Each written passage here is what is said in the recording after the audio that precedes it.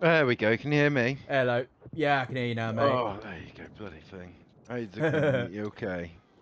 Yeah, not bad. How you doing? Yeah, not too bad. Cheers. Thank you, brother. Just trying to get this fucking thing to work. There we go. Locked in now. Just not playing nice at all. No. We're there now anyway. Working. Right, I'm going engineer for a little bit.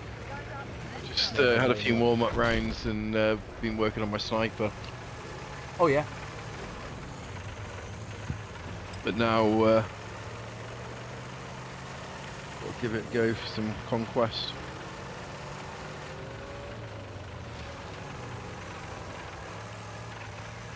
Oh, is this not bot? No, this is a live match, like normal. Ah, fair enough.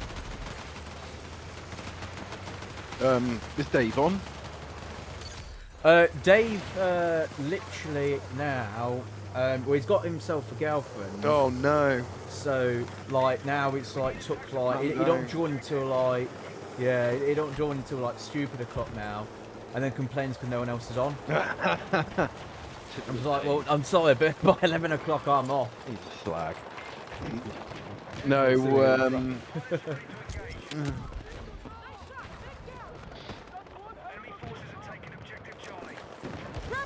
someone just walked past my window and waved at me. I don't know who that was, but probably next door neighbour. But no, you're Oh lying, my god, there's a tank. Fuck, I haven't got an RPG on, of course. Good bloody Jake, definitely. Get that back on. Oh, I had, you know Alex the German? Yeah? Have you met him? Yeah. You've introduced me a few times. He came up to my house New Year's. Yeah. And I was showing him my setup. He's like, oh, so this is the legendary PT Bennett setup. I went, yeah, this is it. He was like, it's just a sofa. When's he going to join us? I'm trying to get him like more active. I don't think he wants to do the gaming. Put a medkit thing. name. I was, yeah, I've got medkits, right? There we go. I don't think he. I think he'd like Armour Reforger. I know he don't like that type of stuff. I know he plays Battlefield, but I don't think he wants to do it on his channel. Yeah. Oh dude, no! I got you. Oh god, he's here. Fucking bollocks. No, it's a shame what happened to him, really. But honestly, yeah, I think there's an agenda against the police. Oh no, he's now. Well, it's a lot has happened. He's now not actually the police. No, exactly. I bet he's doing a lot better for himself now. He's out of the police. He's finding. That's where most of his time's going. He's going from job to job pretty much. Yeah. But he is saying now he's like he don't feel like he's going to get that much punished now. He's like his new employer. He said, "Oh, by the way, I do this," and they're like, "Okay." And then that was it. Yeah, like, really he really was. I mean, that was a fucking national news article waiting to happen. Like him as a German reenactor and a police officer. Like, there's no way I'd go anywhere near German reenactment, surely because of my job. Like, I mean, I'd love to. Like, they look like those guys have the best of fucking fun, to be honest. Like, and they're fucking the gear's on point. Like, those guys are always really nice, but. Yeah, no, I mean, it's too much of a conflict of interest. There's too, like, even just Wehrmacht, like, even just like rolling around as Wehrmacht. Thing is, it's like, there are like those people that just take it too far and just obviously aren't about the reenactment and aspect of things, are just like kind of living vicariously, like, you know, living out a bit of a kind of a fantasy. Yeah, true. I think that's the problem. It only takes one or two bad eggs to ruin the bunch, unfortunately. And but I think it's history. It's relevant. You can't. Yeah. You know what I mean? It's fucking. When that dickhead wrote from the university, like wrote the article, I was just like, "You're such a fucking hack." That dude was such a hack. That was such a hack job. Oh yeah. Classic hack job. Just wanted a little bit of fucking notoriety, a little bit of fame. Yeah. There's a funny one you can watch. You know, I've got the name of it now. Vice News. Yeah. They did one on German reenactment, and that is just so biased and everything like that. It's not even funny. No, I mean that's it. It's like, you can tell when people have got an agenda and are just framing everything from like, you know, there's no real actual conversation going on there or consideration. It's just purely like they just want to work out their agenda and use certain people as punching bags. Yeah. You know, and I get it. If people are walking around with dressed up like the SS, glorifying like the dark shit that they did, then you know, fair enough, call that shit out. But like, don't make it about like it being an issue with like people, reenactors as a whole. Like that's very destructive. I always say it's like I've talked to quite a few of them. It's like they sit there and go like, okay, so German. It's like this Vice News one. He talks to one group that does German SS, but then he goes with a group that do German infantry. Yeah. And literally, the bloke was just sitting there, and he just kept calling him the N-word. Obviously, I can't say it because obviously YouTube and stuff. Yeah. We'll let it go for about an hour, then we'll start saying the bad words that YouTube don't like. It takes a while for him to pick it up. But he literally started doing it, and he called him the N-word, and then straight away he's like, I don't understand why they're getting like so like annoyed with me. I'm like, because you're calling them something they're not. It's like it's so disingenuous actually what you're calling them. It's like beyond comical. And when it was like he calls them all. I just killed myself some N-words, and he's like, well, no, you haven't. No, they said don't call us that. And he was like, well, why? Because that's not what they are. It's just so disingenuous and stuff. But it's like the ones that I've seen one that was this like small news channel made. Repairs. Oh, nice one. We're gonna go hit F, I think. Get them from behind us. What? And they were just basically they turned up. And like they didn't actually interview anybody. That's that Sherwood one that we went to, and they didn't actually interview anybody. No, they just went around just like taking photographs, taking pictures. Exactly. Yeah. No actual journalism. Journalism. Exactly. It was literally just a social media post in a newspaper, flagged people off. Yeah.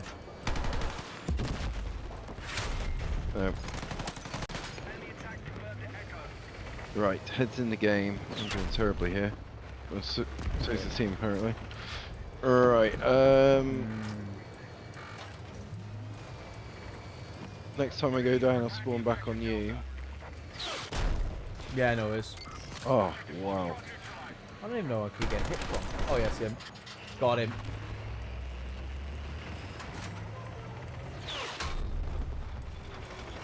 Oh, I'm so glad I turned around now.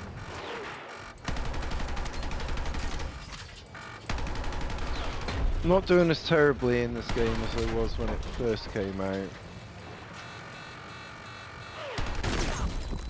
Oh, I got me. Alright, spawn on me, mate.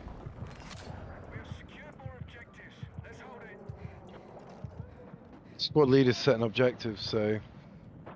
Yeah, we'll follow them then. Hopefully, it's the first time I think I've seen that in Battlefield 6. It is difficult to like try and get your head around it, and you can't. It's really like random on who gets like squad leader and stuff. But no, it's just like it's when they're doing hit pieces like that. It makes you really laugh when you start seeing it, because you're sort of like, well, I was there, and that's definitely not what I seen or got the impression of. They just really, they really focused in on like, you know, a few people, and then made it look like the whole thing was just like something it wasn't. And yeah, but that's the thing. They've got their agenda. They've got, you know, they want to see the shit cancelled for whatever reason. You know, the thing on the face of it, they probably think they're doing the world a favour. Like, but in reality, like, they're being played massively, because like this is literally how you keep history relevant. You know. Yeah. And it's a hobby. People enjoy it. At the end of it, it brings people together. It gives people a sense of community, a sense of identity. You know, like, let them have it. Like, you know, fuck. Why does everything have to be so, like, fucking? You know, no one forces people to get involved. No one's saying, you know, it's a field in the middle of nowhere. People want to dress up like fucking Germans. Let them dress up like fucking Germans. Like, yeah. It's not like anyone's actually glorifying this. No one's saying like, oh, I'm so glad 6 million Jews fucking died, or like, you know. Yeah, then yeah. But the problem is most reenactment groups. To be honest, reenactment, like especially the Germans, actually, like they're so like picky on actually who they take in their groups anyway, that you'll never find anybody like that.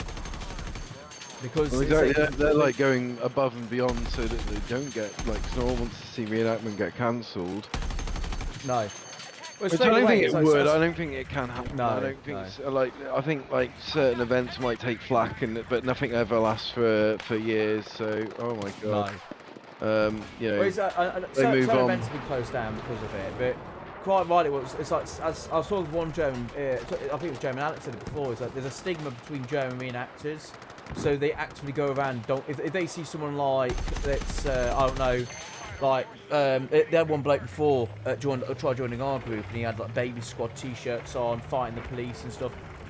And straight away, it's like, yeah, that's the group of people that we've been accused of. So why would we want people like that in the community?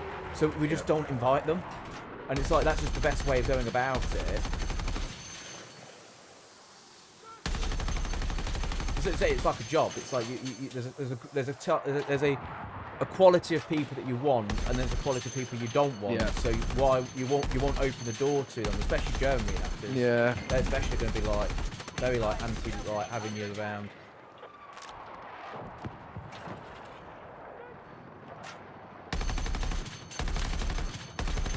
Well, you go in our group chats and stuff like that.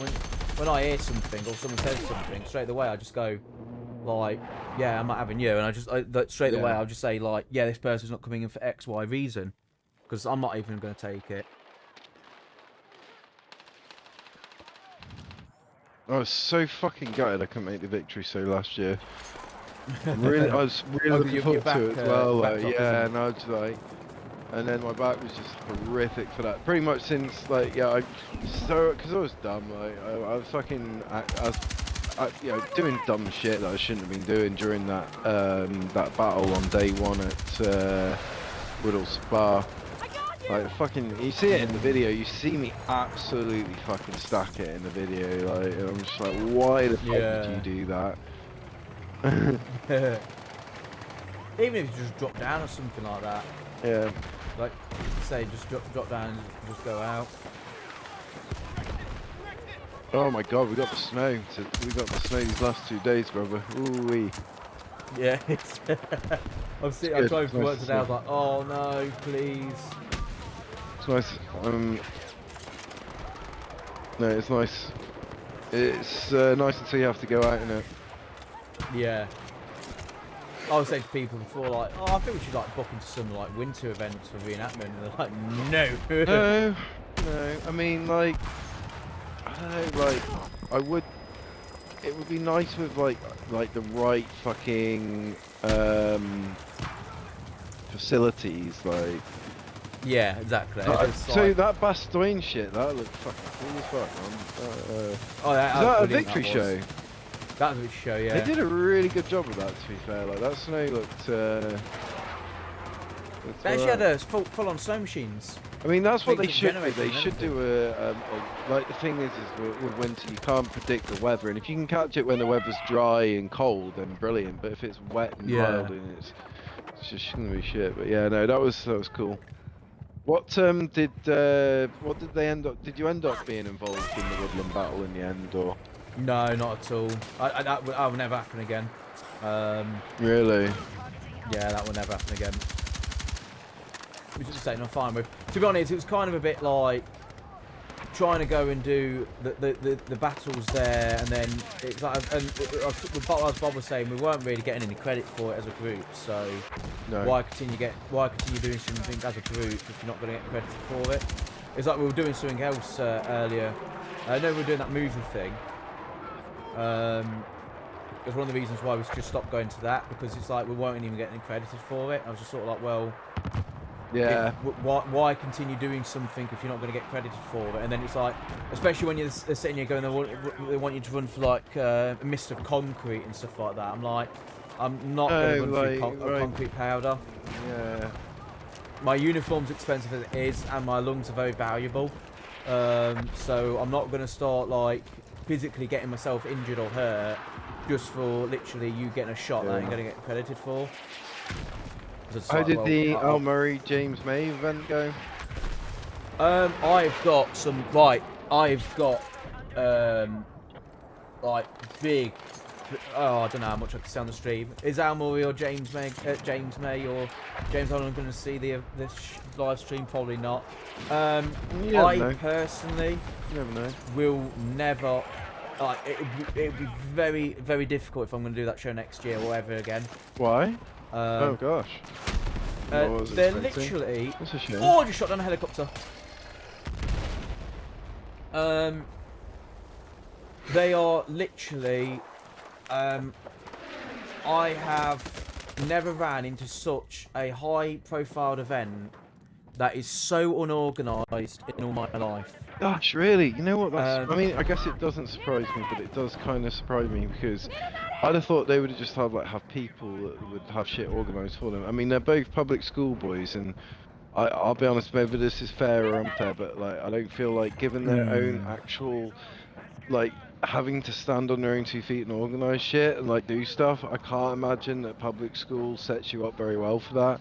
I imagine it sets you up very well for other things, but not that. And I don't know, like I just assumed that it'd be a little bit more organised, professional, like locked in, established. But like, so what? Was they just to not like have like toilets or something? Right. So did you see the picture of the toilets?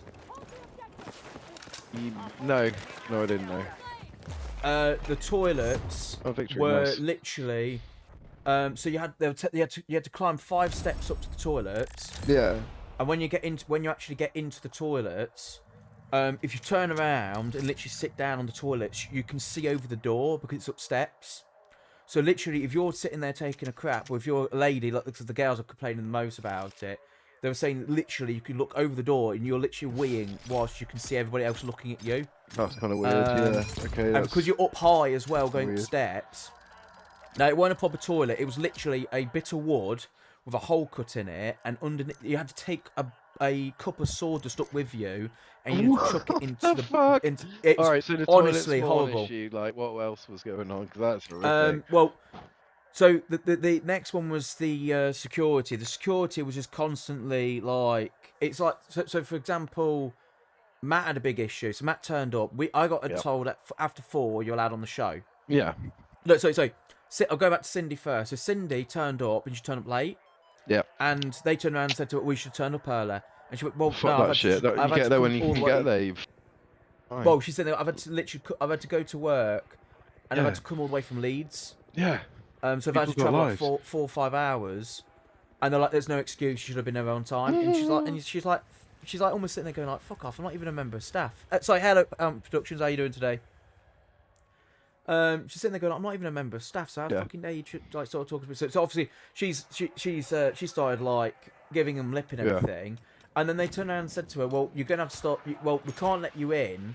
So what you're gonna have to do? There are 2 options. You're either going to have to walk all your kit about a mile down the road to your camp, or the next option you're going to have to do is you're going to have to sleep in your car.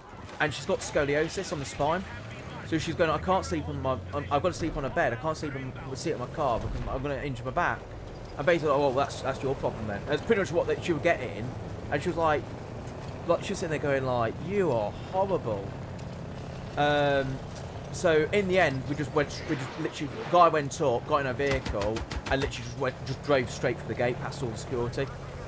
Because I'm not playing this game. Hitlers, man. Honestly, there's no need for that whatsoever. They're like, it's not that locked in. Like, you know, just like, stop being a fucking absolute fucking Hitler. Yeah, idiot. Yeah. So they did that.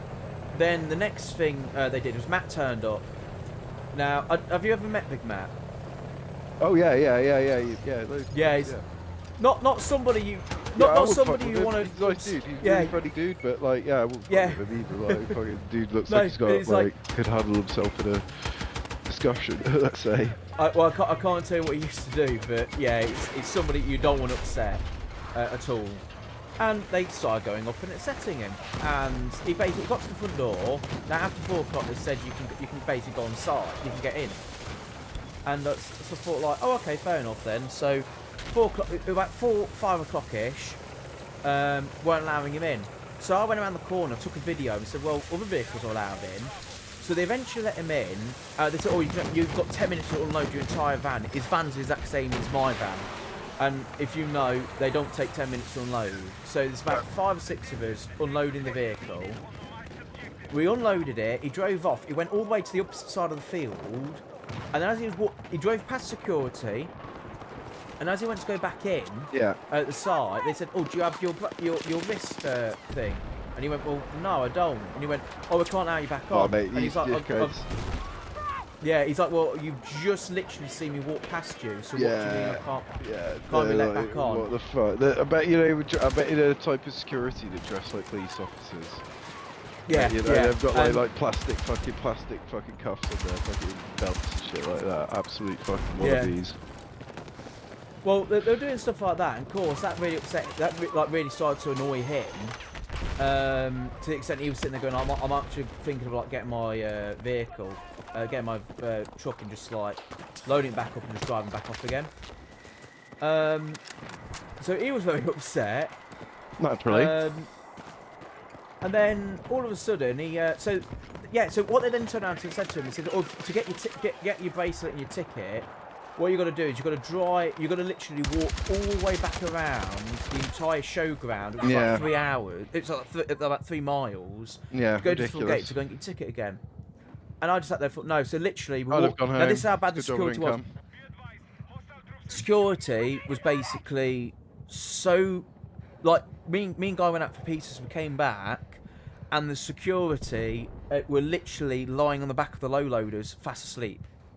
Yeah. So the security weren't doing anything like beneficial or anything. Sounds like they just had some really poor oversight management who was a little bit confused about what their role was in that situation. Like, I'm on Echo, and it's hot as fuck. I'm getting hunted down. Scary. Oh, I'm getting shot at. Oh, nice. Someone just saved. Oh, you saved my life. Thank you, brother. It's like cliche movie scene. Yeah, it's honestly. So anyway, so it's how bad security was. We literally. Did you actually speak to James May or Al Murray and say, look, your fucking event shit, get your shit together? Well, I don't want to be rude or anything, but I might do a video on it or something like that. Because it was just bad. So anyway, we then sort of like. I literally just opened the fence up and Matt just walked straight into the event and like no security stopped us.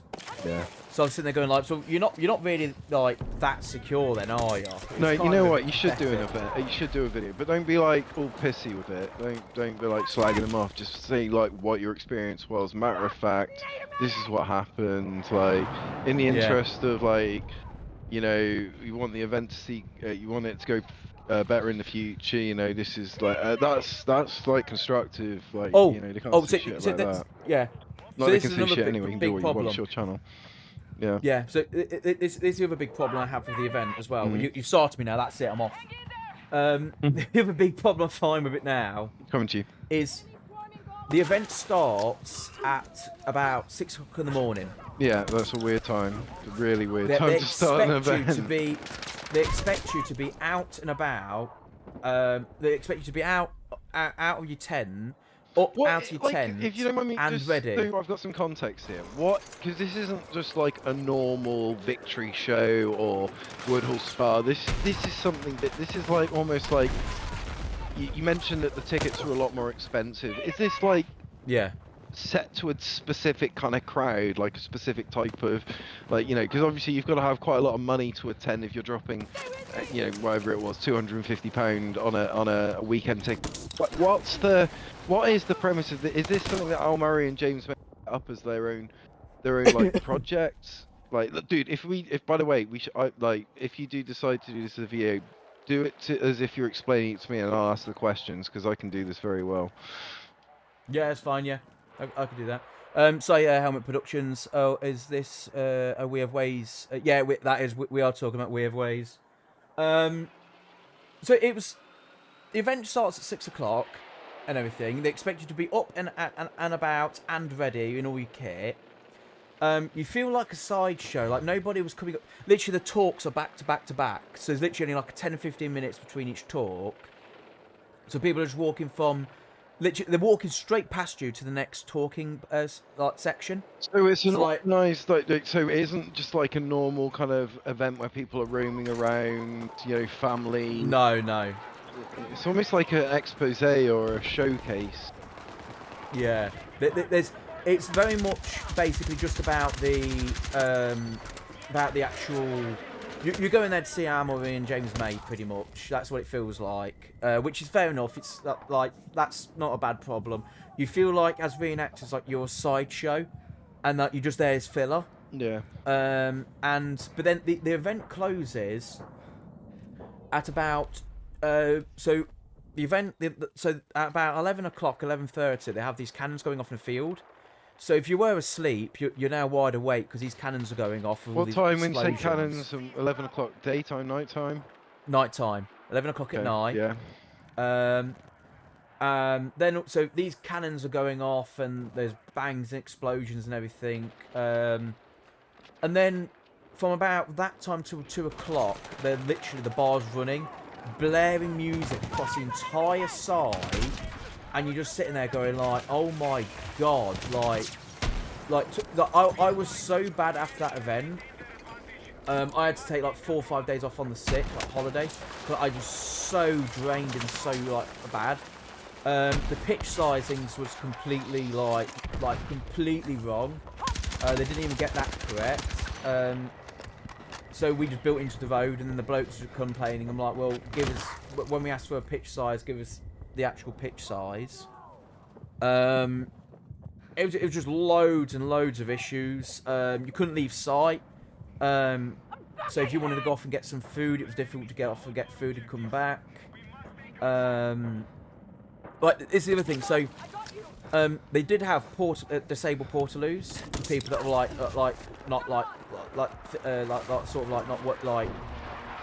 disabled or anything like that.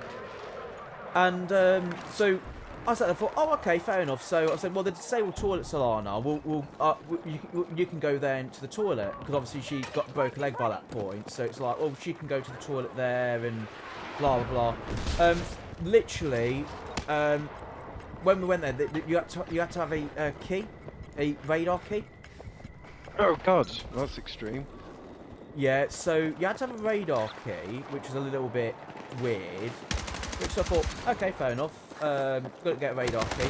So they had the portaloos, but then didn't have any radar keys to give people. And they said, well, if she's disabled, then she should have one. I said, but it's a temporary disability. And they went, oh, so she's fine then. She's not. She's got a broken leg. It's a temporary disability. Yeah, she's in like a full leg cast or whatever. Just there, like, can't move. Like, yeah, fuck off, dickhead. Yeah, and you're sitting there going, and when you try and talk to people, and also know, like, disabilities are not classed as permanent disabilities under the Discrimination Act. Just pull up your phone, type in AI, and be like, "Yo, AI, I'm being discriminated against because my missus has got a broken leg. She's in a cast. She can't walk. She's in a wheelchair. These guys saying she can't use the disabled toilet. What should I do?" And the AI will be like, "Okay, you need to quote like the Human Rights Act of such and such, and the Disability Act of such and such, and you know." I should know all these acts, by the way, but I don't. Yeah. Oh no, it's like it is wrong and stuff like that, because we even were like talking about it. Is that even Helmet Productions? That's already. Well, it's beyond poor planning. It's illegal. You know. Yeah, it's just absolutely ridiculous. Just like the amount of like Tank stuff 12 o'clock and, if like, that's you driving. yeah, I see it. It's just he's behind a rock. Oh no, he's come out. Let's go out to play. I got meds. I got repairs. On your 6, we can do this. Nice one.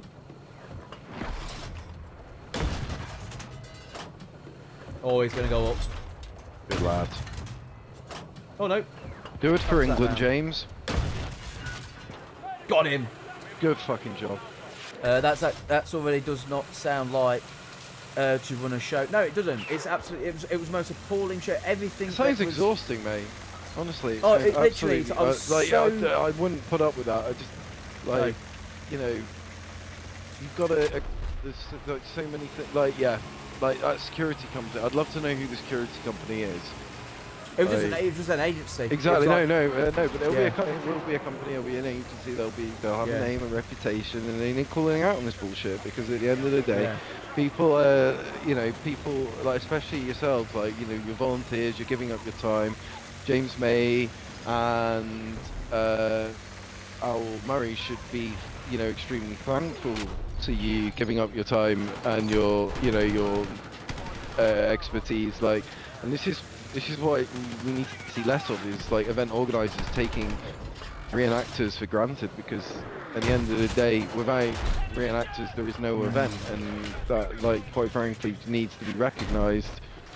Like, you know, it's all very well and good for these event organisers to be making their millions of pounds whilst also not providing you guys with any ammo, or, you know, giving you, you know, having security that are inept and just, quite frankly, on power tripping. You know, let's all just grow the fuck up here, guys. Yeah, out of all the events I went to, that was the most high-profile event. I've been to smaller events, and they have been massively like detailed, organised, everything. These, they to me just seemed like it was literally just like, here's a field, have fun. Oh, and by the way, don't get any sleep. And I was so bad after that weekend, just in the like the amount of like lack Do a of sleep video I on it, had. man. Do a video on it. Yeah. Is that you flying a helicopter? Was. Oh, I'm trying my best. Oh god. I might jump out here. No, it's good. I've got this. I've got it. I'm just. Okay, mine. Oh, fuck. All right, yeah. Because I've got these dumb controls. Right, I can fly it sideways.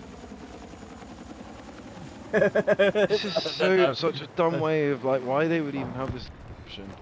Wow. No. Oh, I just seen you get destroyed. Yeah, he saw me. Like, that was some, like, David Attenborough narrating a leopard hunting a fucking bunny rabbit. Oh. The leopard comes in at 90 miles per hour to wipe out the bunny rabbit. It's literally the worst, like, it's like I said, like, you could not pay me to do that event. I was so bad after that weekend, and I don't know what it was. I think it was just like lack of sleep and all feeling a little bit. I went there to the event, and I already had like a bit of like a sore throat. By the end of it, I was so, like, it was like having COVID again. I was that bad. I was like, I felt so bad, and I was just like, I am not doing this event again. No. Well, that's fucked up. I tried it. Why can nothing just be, like, fucking good anymore? Like, why is everything just gotta be shit? Why is it, you know, like, why can't shit just be good? Like, you're ridiculous. You're James May and Al Murray, like, for fuck's sake, get your shit together.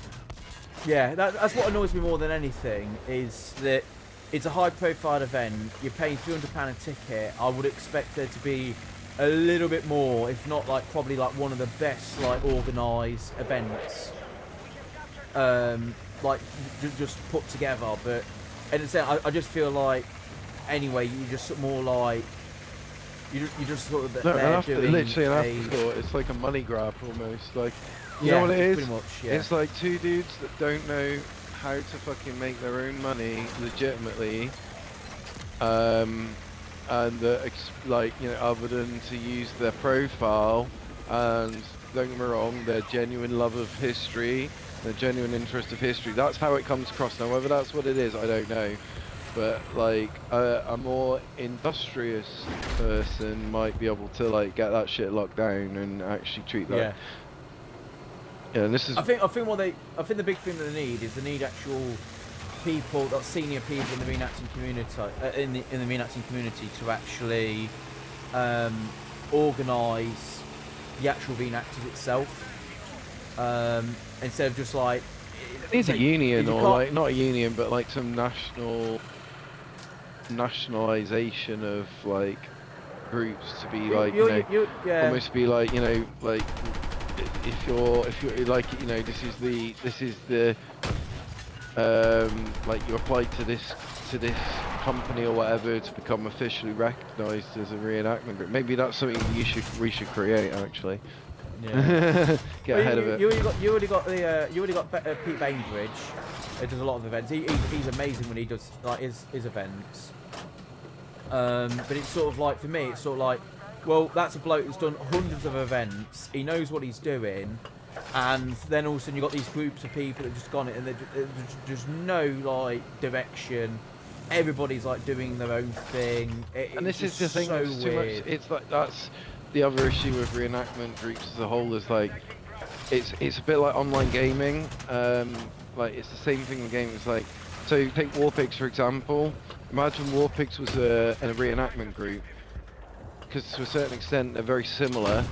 You know, they're passion projects. People are, it's hobbies. They're not jobs. People aren't being paid.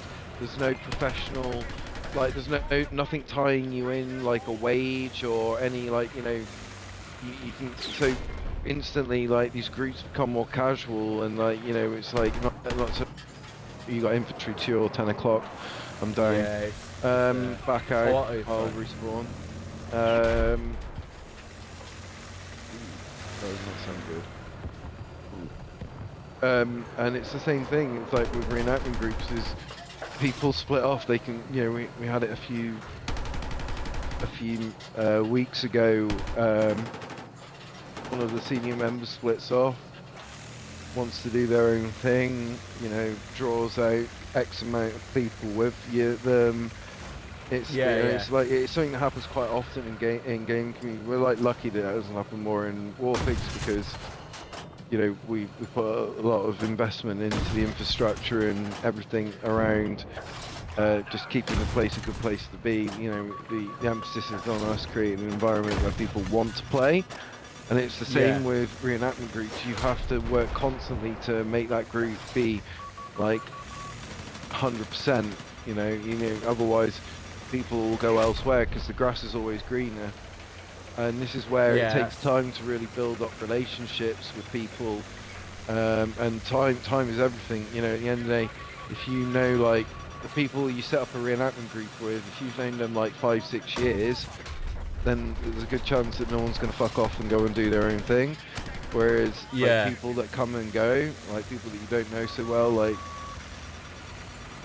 this is where building up relationships, and Rome wasn't built in a day. Like it takes time for you to build relationships with other reenactment groups, with the organisers, for stuff to just to manifest as it does from like random places, like members of the public and stuff.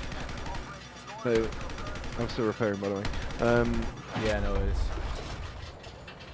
This helicopter no one's shooting down that's doing my head. Because you're like probably like me a little bit. It's like you want to, like you've been in other people's groups and environments, and you don't want to necessarily, you've seen it done poorly, and you want to see it done right. But it just means that you've got to really persevere with your own thing. Yeah. Really persevere with it.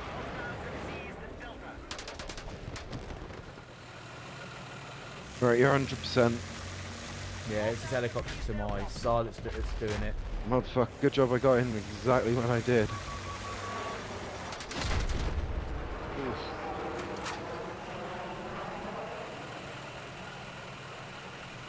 Yeah, it's honestly though, it's like that was like, I know there's some bad events out there that you sort of just tolerate, but that, like, Jesus, that was like one of the worst. Yeah.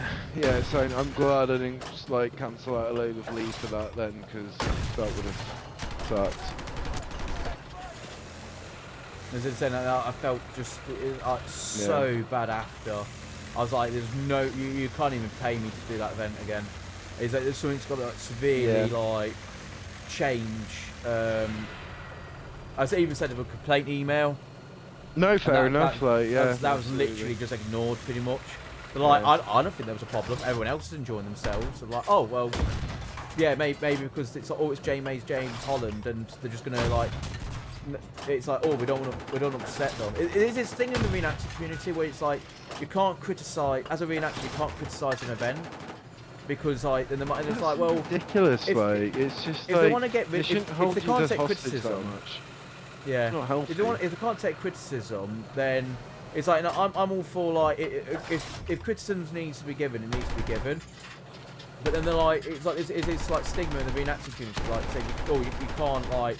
You can't say something or it might upset the event organiser. Oh, Benny, honestly, like, if I had like a couple £1 million and a estate with a bit of land on it, like trust me, when you do, we'd just host the best fucking World War II video. Because you know, with proper suggestions and feedback for people to like, you know, because I honestly believe like working with your working with your people is the best way to like get the best out of people. It's like, you know, not just working off what you think's best. Yeah. Alright, we're pretty hot right now. I'm keeping you alive. Yeah, the tank just ahead, just trying to have a go. That, you should be good. Who's shooting in the back? No one, hopefully, because that's where I am.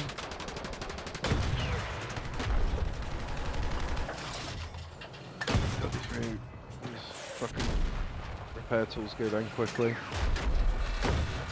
Oh my god, so no you're not, no you're not, don't you say it, no you don't say it, don't you say it, don't you say it. Okay, I can see my death approaching me! Oh!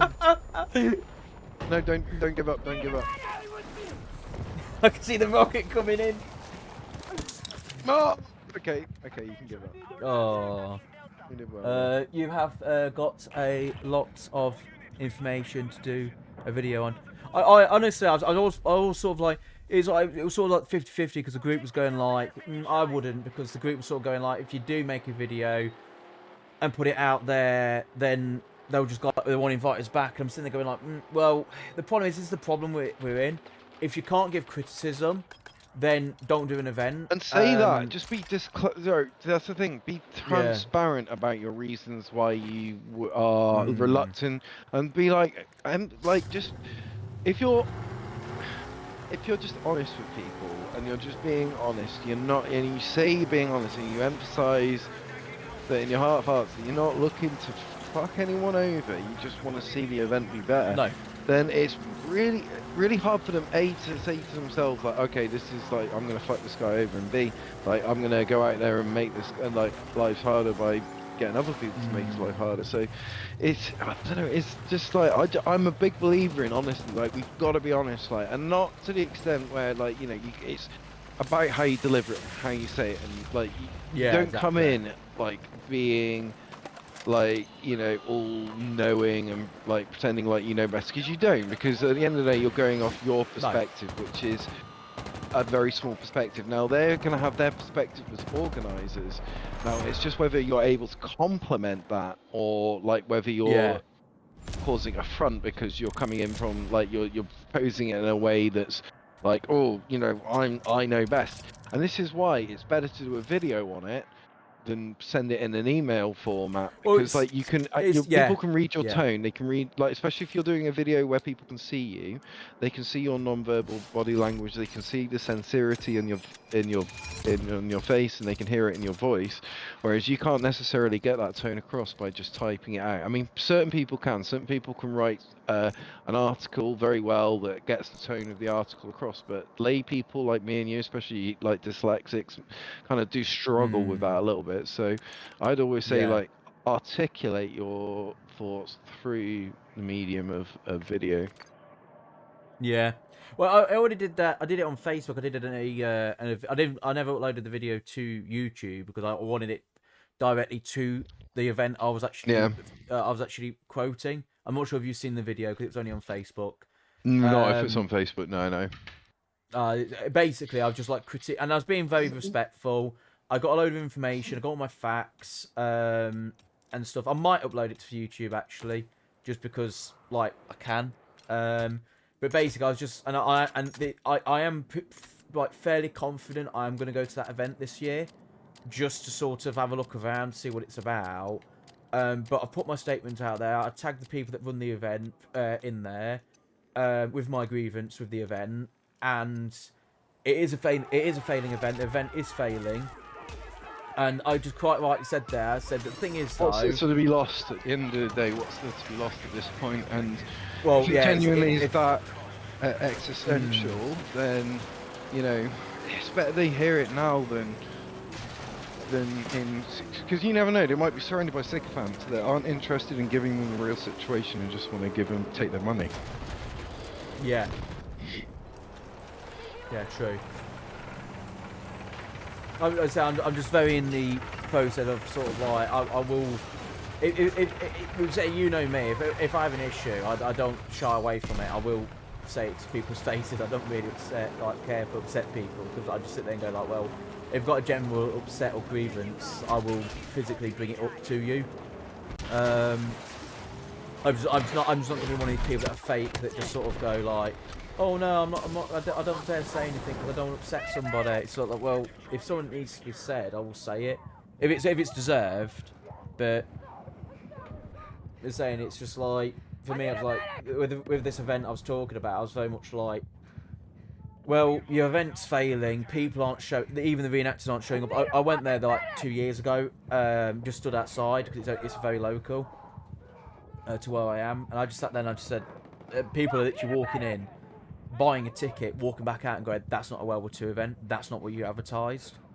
And I'm like, yeah, it's not what you advertised. You advertised a World War II event and you've got literally no guns.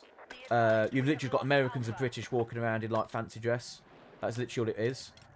And I was just like, well, if you're going to do a vintage event or a 40s event, market it as such. But if you put World War II on the poster, be prepared, people are expecting to see certain groups of people there. And if you're just going to sit there and like discriminate against those groups and say you're not welcome to our World War II event, and then the community are going to turn up going, well, where's X groups of people, factions of people? Oh, we've not allowed them in our event. And then people are going to want to know, well, why? Because I've just paid, you've just asked 40, like 20 quid off there, or like 40 quid if I'm a family, and what you're providing isn't actually what's like your marketing. And I said that's one of the biggest reasons why people had a huge problem with your event, is because why would people want to turn up and pay 40 quid for something if you ain't actually delivering what you're saying you're delivering? And it's like it's almost like, and I think sometimes I think with a lot of these shows, a lot of people like, they dare not say anything because they don't want to like accidentally like, oh, I don't want to blow my group's chance. It's such an unhealthy environment to grow something from. Yeah. But people must realise that maybe they don't. Maybe like I'm unique in this way. Like unique in this way that we see that the benefit of like. Again, like I call on Warpigs as experience and evidence, but we have suggestions and feedback channels, multiple suggestions and feedback channels, and multiple other mechanisms for our guys to, because like, there's no way that I can read what everyone wants, like, playing. No, definitely. No way that one person can read that, or even one selection group of people can read that. You know, to get that, you've got to be drawing your kind of evidence from multiple areas, really, you know. Yeah, true. So, but have you got any dates for the wedding? No, that's still on hold. No worries. Well, let me know as soon as you do. Yeah. I'd love to be able to. Oh yeah, everyone will know. Everyone will know. I've got to decide whether I wear 1940s paratrooper or kilt. Yeah. Okay. I'll probably go kilt, to be honest. I prefer the A kilt. lot of them is Scottish, so Yeah, no, it'll it probably be should feel kilt. very It'll at probably home. be my family tartan. It's a kind of a bit of a tradition I've got for weddings.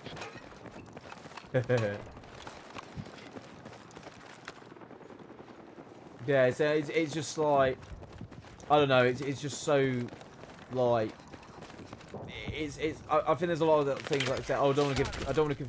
I think the problem is eventually with some big shows that have like that don't exist anymore, is they eventually close down because they don't address the problems because people dare not speak up to. I think the problem is it eventually gets to a point where it boils over and people then eventually go, actually my grievance now isn't with just the small little problems, it's now the whole event. And I think this is the big problem. Like, a lot of the reenacting community have like a problem with an event and like they just take it out on the whole thing in the end. And I'm like, yeah, but it's probably boiled over to the extent where they're like, you know what, I'm actually really disheartened with this event now. And I think that's why it gets a lot. I know certain people won't like turn up to certain shows. I won't name any names or say any shows or anything, but they want you because of like a bad experience that gone wrong or something like that. And I'm like, well, if that's your grievance, then it's like fair. Because it's saying if that's your grievance and that's your problem, and then it ain't been fixed, then yeah, you're going to be very upset by it and annoyed.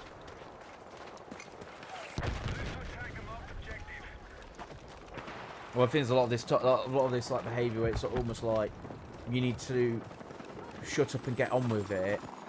And to be honest, the only bloke that I'll send you a YouTuber. Taking people for granted.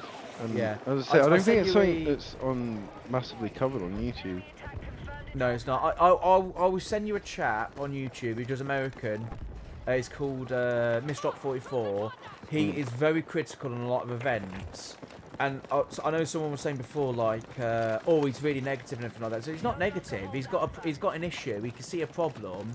He's been doing the events for long enough that if he's going to have a legit grievance, then he needs to say it. And it's like you're an event holder. You could sit there and go, oh, okay, it's one individual. That's it. Or you could sit there and go, hang on 1 minute. He might be right here, and listen to it and go, well, hang on. What do you expect, like for me as an event holder to do for you? And yeah, to me, I'm sitting there going like, even though a lot of people do complain about him, what he says, I'm sitting there going like, well, yeah, but it is honest. Yeah, he's saying quite a bit out loud. Like the community must get very sycophantic in that environment. No, and that, like you say, it doesn't breed like healthy environment. Doesn't no, it just doesn't. It just doesn't longevity. It just doesn't breed longevity. You know. No.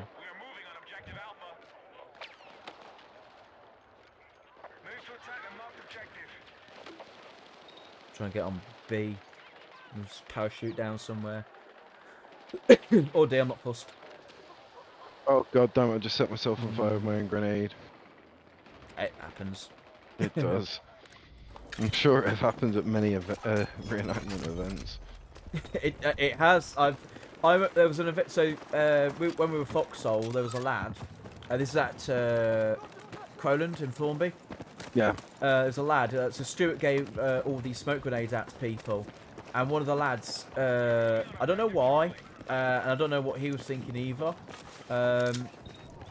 He decided to undo the top cap of the flare. That's a choice. And as he undid the top cap, he then decided like, oh, I've undone it. Oh, I'll just put the cap on top back, and I'll just sort of like, I just put it back in my pocket. Literally, Stuart sat there on top of the trench, and he was like, right, who's got smokes? Brandon, you got smokes? So Brandon was like, yeah, here, I've got him in my pocket, and he tapped his pocket. And then all of a sudden, Tom turned, oh yeah, here. He tapped his like chest pocket, and you heard it. And then literally smoke bellowing out his pocket. He's on fire. With people, I was trying to rip his under his belt and rip his webbing off. That comes off backwards. Oh yeah, nice one. Fucker. He's trying to like whip. I'm trying to whip it off. Some people are trying to take his jacket off. So of course we're pulling backwards. Some people are pulling forwards, and eventually, I think Stuart walked up, got his knife in the pocket, and just ripped the pocket open. And that's how we like managed to like not get somebody like burnt to death with a flare, because they get like super hot. Yeah, no, they're like fucking hotter than the surface of the sun. They're the phosphorus flares. Yeah. They use those, not little phosphorus, but no, that's fucking crazy, man. Yeah. I need to find another way of pushing through. Let's flank, Yeah. let's flank. You can't go for the building. Fuck. Oh, there's so many people out there, Pickles. Don't go out there. There's lots of angry men. God, really? Are we stuck in here? Alright, cool. Let them come in, let them come in. Yeah, that's what I was going to do. Oh, they came through. Oh, it was the moment when I stopped like scoping down my gun, they decided to all run through that time. That moment they'll come through, yeah, I'm saying.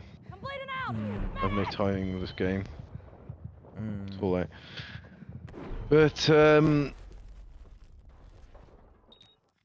there's loads of accidents. We've had a few accidents this year anyway in our group. Yeah, I need to start carrying like a full fucking trauma medical backpack for you guys. Fuck me.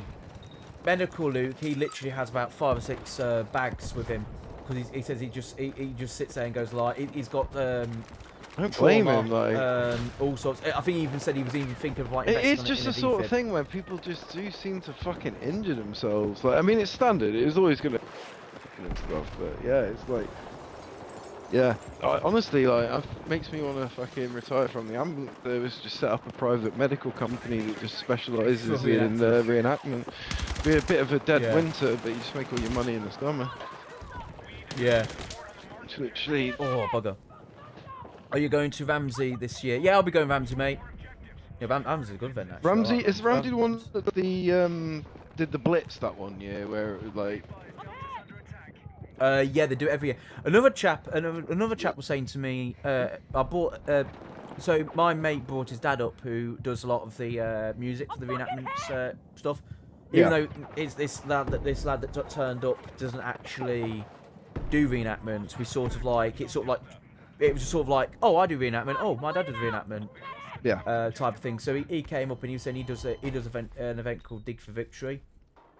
That looked like was like Victory show like level. So I thought, okay, we could do that and everything. So I was like, I think we'll be booking ourselves in for that. Which is it's weird. I will try and go there. I'm trying to speak to. I will also try and speak to you about the group I'm going to be setting up. Oh yeah, nice. Yeah, because you said if you've got me on Facebook, mate, Element Productions, just send me a message through that if you've got any questions, and I'll help you. I'll guide you through it. Let's say because yeah, it's one of those things where what was I saying?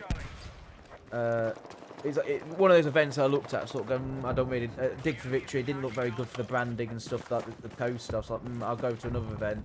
And then everyone was like, he said, oh, I've run this event. And I was like, oh, okay, I've heard about it. And he showed me pictures, and I was like, wow, that looks like really good, actually. So I was like, oh yeah, I'm definitely gonna get booked in for that one. And and that's the other one. Actually, I went to Yorkshire Wartime. We'll never ever do Yorkshire Wartime ever again. Couldn't buy a motorway. Oh, what's it say? Is that because of, I was just jokingly saying, is that because it's by a motorway? No.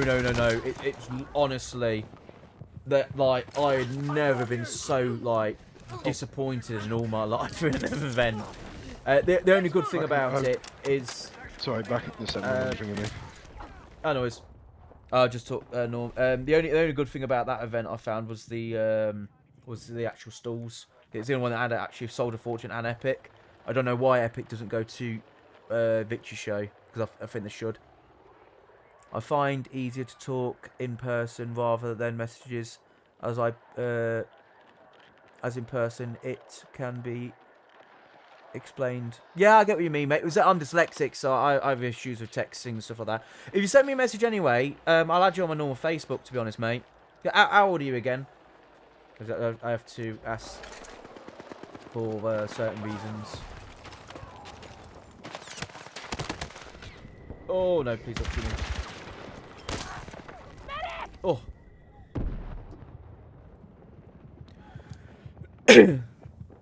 Because send me a message. I'll send you a private. I'll send you private. I'll add you to my Facebook, mate. I don't mind. So you pop up enough times in the chat now. Oh yeah, yeah, mate. Yeah, you're absolutely fine then. If you send me a private message, I'll add you on my I'll add you on my actual main Facebook, mate. I said you pop up a lot of the time in the actual chats and stuff, so it's I'm pretty fine with that. Oh!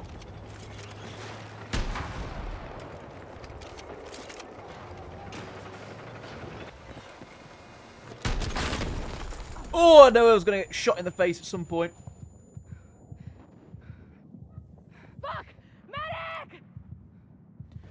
Medic! I'm just shocking.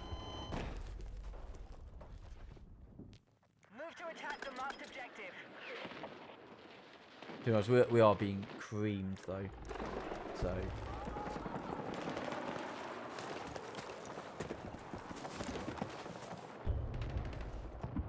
Oh, I will do. I will probably message sometime later. On the yeah, no worries, mate. The battle is still being controlled by the enemy. I'm just gonna camp here, just pick up some kills. But is it saying some events though? It's like I do feel like they're trying to knock you off like something rotten. Ramsey, that was a brilliant event. It's like. But one of the things that they did at Ramsey was they were giving out, they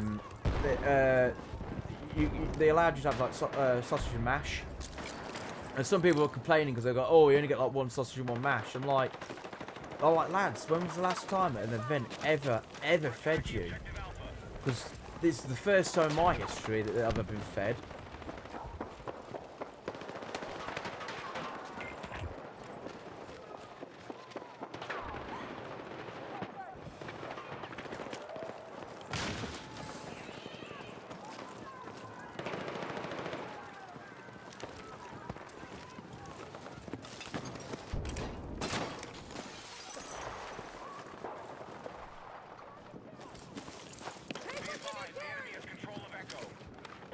Rams is really good.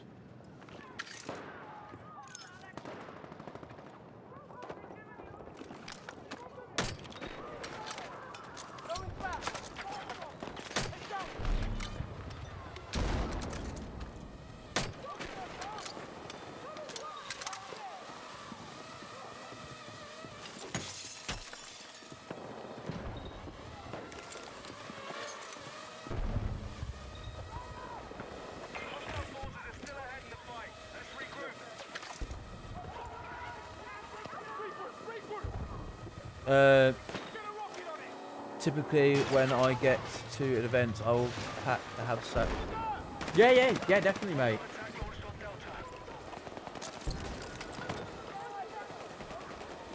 Yeah, so pack that stuff up. What you mean, actual food you can eat, or actual like reenactment food?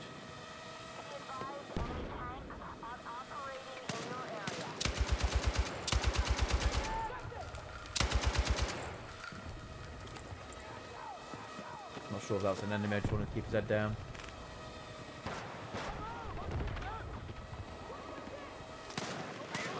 Oh, that's a tank. Okay.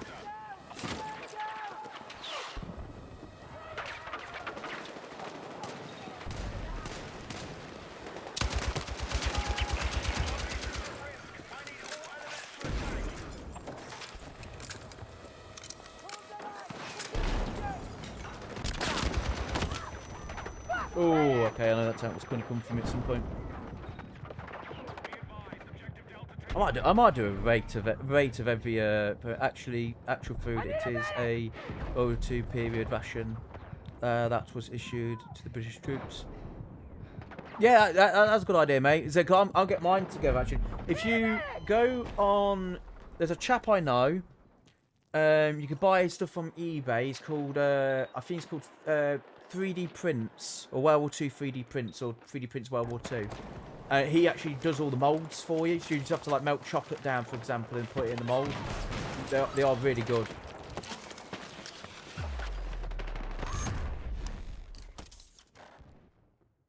I've got some of them. I think what I'm gonna do though, I'm gonna make the biscuits and the chocolate out of like resin. So they look like they look like it, but then actually aren't. But they're in the molds, so then it looks like I'm actually. So I can have it like all wrapped up and everything, and not actually like I don't have to like keep making it like every event, if you know what I mean. That was a shocking round for me.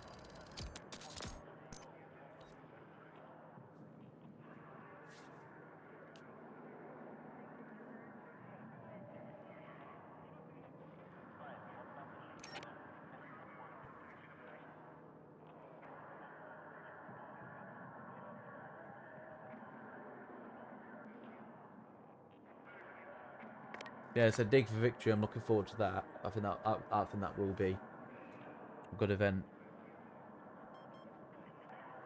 I see. I should probably be a video on the half-sack rations.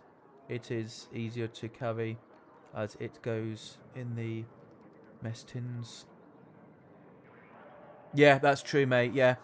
So it's like, all you need then is like you just need like the little bits and bobs. So you got, because you got two. I'm gonna go and get 2 ration packs done. I'm gonna get the 24-hour one and the 48-hour one, the paratrooper one. Get both of them side by side so people can physically see like both of them. Because there was 2 different types. But I think I'm gonna do that, and then I think just sort of see where that goes. I've got an original tin can of cigarettes in my collection as well. I thought that was really good. That was. Get out of my way.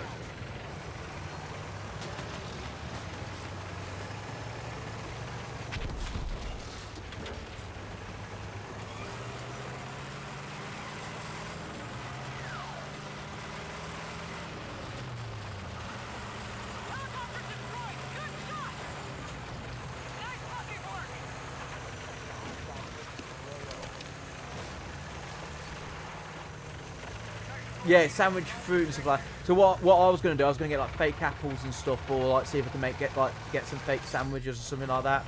I think just so like it can sit in the actual pack and you can open it up to the public, so then it doesn't actually like get mouldy and you don't have to like remake it. I always take sandwiches with me in a small can anyway. So I actually make a load of sandwiches, actually how to make it. Put it in the small pack in my cooler, and then I just get out and start eating it. It actually looks like you're actually when you're on camp, it actually looks like proper good. Not like when you see these reenactors and they're eating fish and chips and stuff like that, and you're like, oh come on lads, like, at least try a little bit. Oh.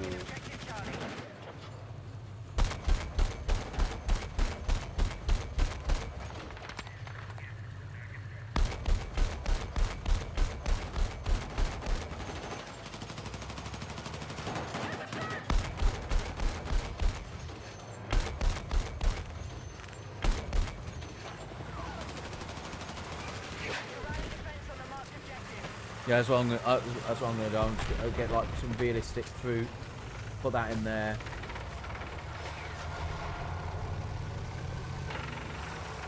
I'm stuck, aren't I?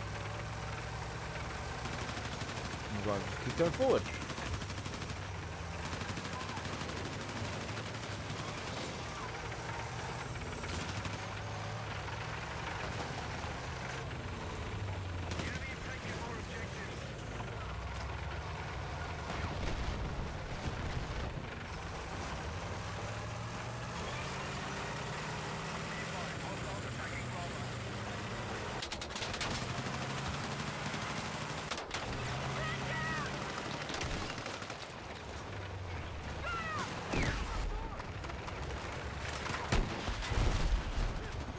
There we go, got him.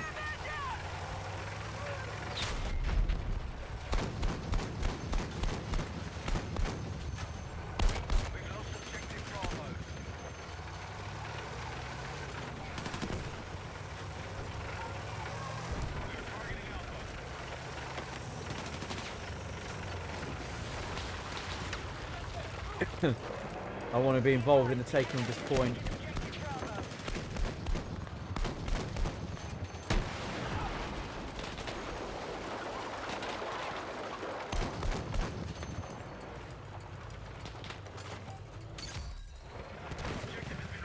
GG, boys. GG! And obviously the boiled sweets as well. Boiled sweets I think will be okay to have, though. They say, they're saying, it's just because when you do mostly reenactments, so that's so hot and everything like that. I don't want to start bringing, like, say, cheese and, like, bread and stuff like and everything, because it will just go mouldy. It'll only take like 2 days for it to go mouldy. I literally had a cooler full of like food. I didn't even empty it. I don't even know why. I just didn't empty it after like, one of the reenactments. That thing like rancid after like 3 days. It was horrible. Ouch.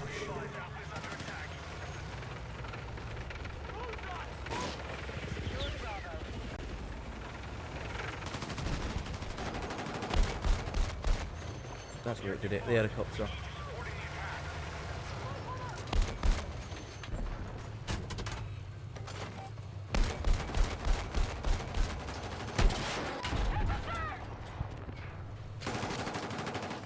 Oh!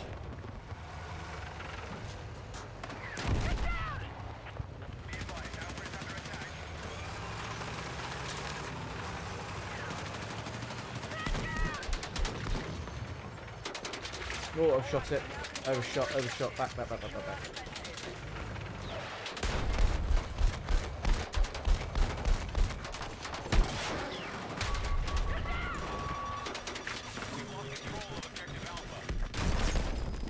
Oh, how did the rocket get me? Yeah, I was thinking if you can get fake ones, I think that'd just be like a massive like benefit. Because I'm saying it don't have to be real, I don't think. I say leave the real stuff for you to actually eat. But even if you make some like prop ones for you to just sort of go like, oh, here's an example of what they would have had. Contact! Enemy helo! Go up. Ooh. Contact! Enemy helicopter!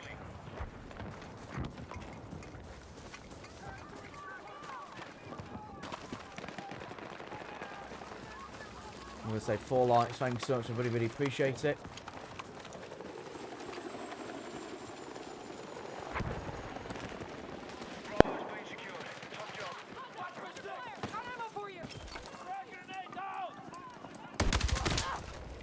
Oh, I thought I seen him move. Oh, I'd have done that. I'd have done that. I'd have shot me twice if I was in his shoes.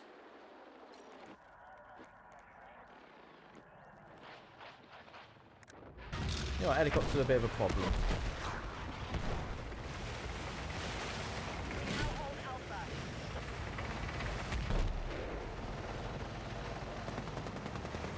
Attack support needed on the marked objective.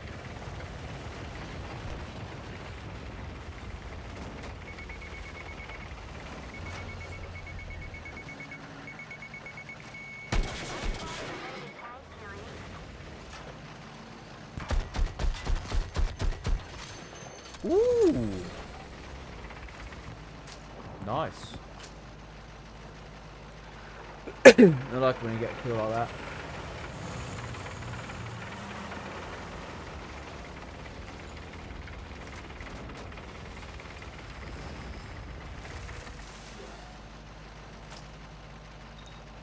These vehicles like here, I can just sit there and talk, and like not actually pay that much attention to what I'm doing. Right, friendly.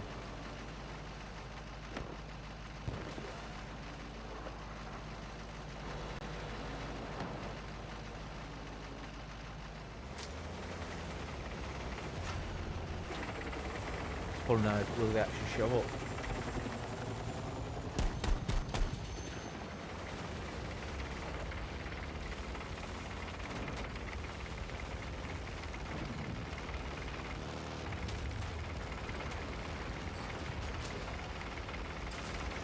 I realised the thing has like a little fan on the back of it. Spring.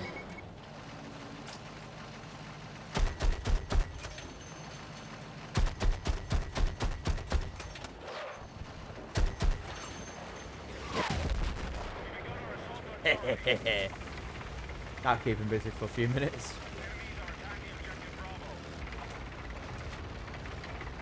Oh, I'm stuck. What the hell was that? Oh, it is a dead tank. The battle is still being controlled by the enemy. Objective Charlie neutralized. Weapons on board! Good movement!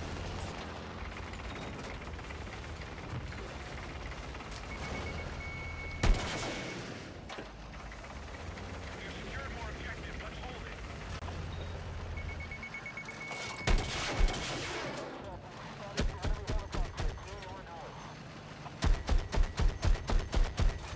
Bravo is under attack.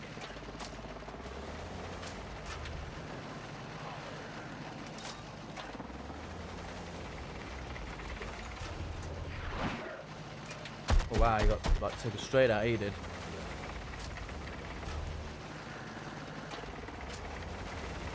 No longer control objective Bravo.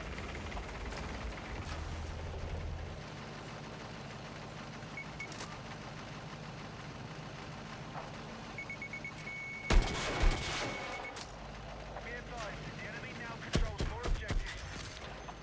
Oh, got him. He stopped and hovered. That's what did it.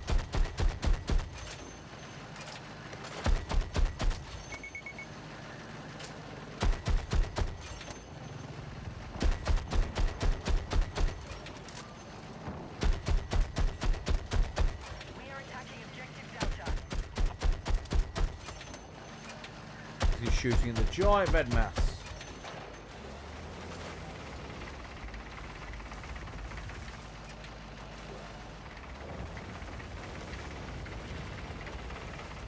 Objective Delta neutralized. We now control more objectives. Secure our defenses.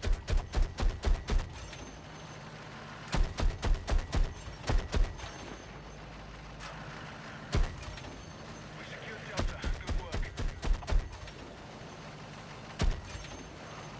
Be advised, Alpha's under attack. This gun's absolutely rubbish at shooting at infantry. Objective.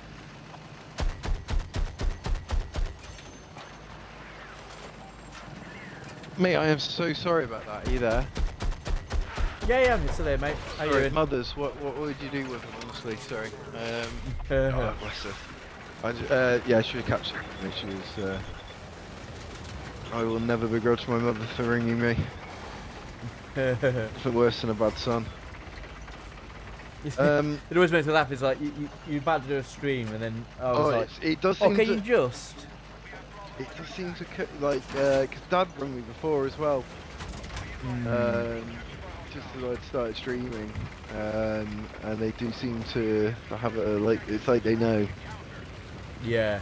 They try, and then this is the ironic thing. This is them trying not to like get in the way. When they would sort of ring me whilst I'm streaming, and it's hilarious. Right, let's do some casual, get some kills. In. Oh, have you left or? Oh yeah, no, I got kicked out. You're not in a game. Oh, I'm in a game at the minute. I'm doing Oh my 10 bad. to No, 1. finish your game. Finish your game. Honestly, I got. Are you sure you still? Yeah, streaming? no, like, yeah, no. Finish your game. Honestly, there's no rush. I'm gonna die anyway. I'll catch you on the rotation. Yeah, no worries, mate. Do you? I know. I fucking never thought you'd come out of my mouth. Do you fancy like trying this battle royale mode? Just me and D. Oh, Go on, let's give it a go. Ho. One last time. Oh, I just want to give it one try, just see what it's like, because I've played it once. And thing is, in my head, I'm like, you know what? If you just pretend that you're like behind enemy lines and you know everyone's an enemy, it's like I can get my head around it. But oh, I just got randomly kicked anyway. fucking kidding. Oh no. Oh no, it pulled me with you. That's weird. What? Why? I haven't gone into anything. Oh fuck, I have. Fuck, Great sorry, fit. dude. No, it's fine. No, it's fine. That was weird. That was. Alright, it's fine. I'll play this anyway.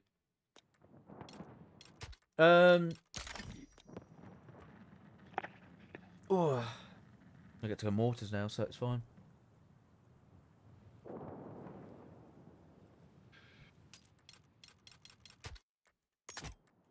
I'm actually going to be updating my streams and stuff like that. And the next couple of like weeks, hopefully.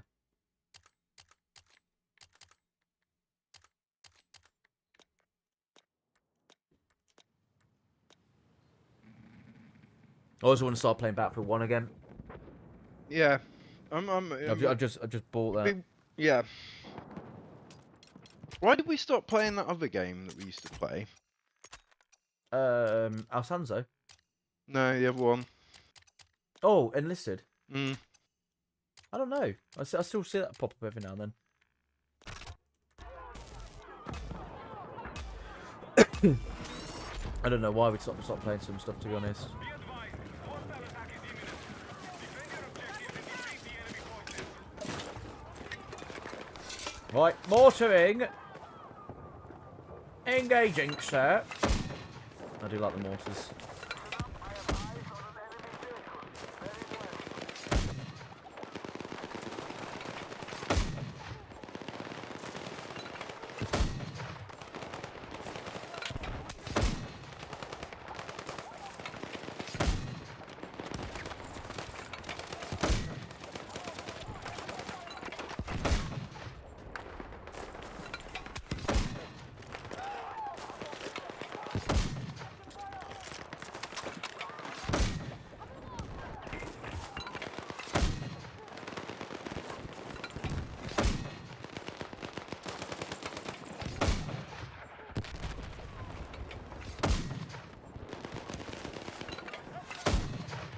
Mortars are a bit cheating because you get like unlimited rounds.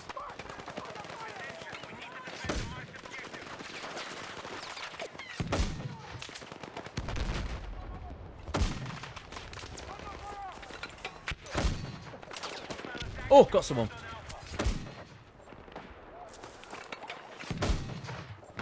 Yeah, so we could probably play Enlisted again. I think they've updated that as well. Just need that one game to come out that's decent. That's World War II. Yeah. Oh, World War One. I don't think we'll ever see another World War I game. That's like the exception.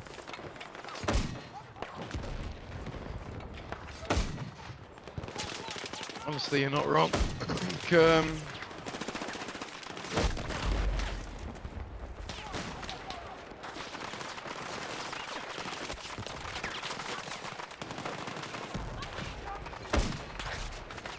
No, I think it'll be a few years before we see a World War I game like that come out. That's it, mate.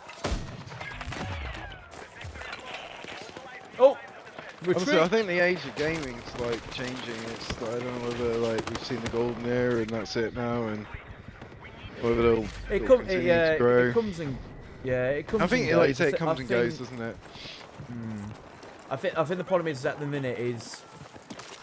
I think the big problem now, with modern games at the minute, is there's too many very greedy companies that want your money for very little. Yeah, exactly, and that's and what they're trying to turn it into. Is like basically minimum input, maximum profit output. Like there's no like if you look at the original Battlefields and like other games, the original games that made them big, that those people, like money wasn't on their mind. Like they were just making a game. They were just 100% there for the interest. And I've always maintained that when Battlefield 3 hit commercial success and they rolled out another Battlefield 4, that is when Battlefield went downhill. Oh fuck! I just set myself on fire again.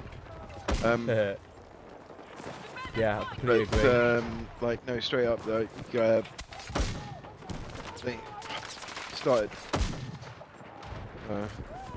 What's been said that hasn't already been said, man? What? Yeah. Like without going over the same thing for the 50th time, like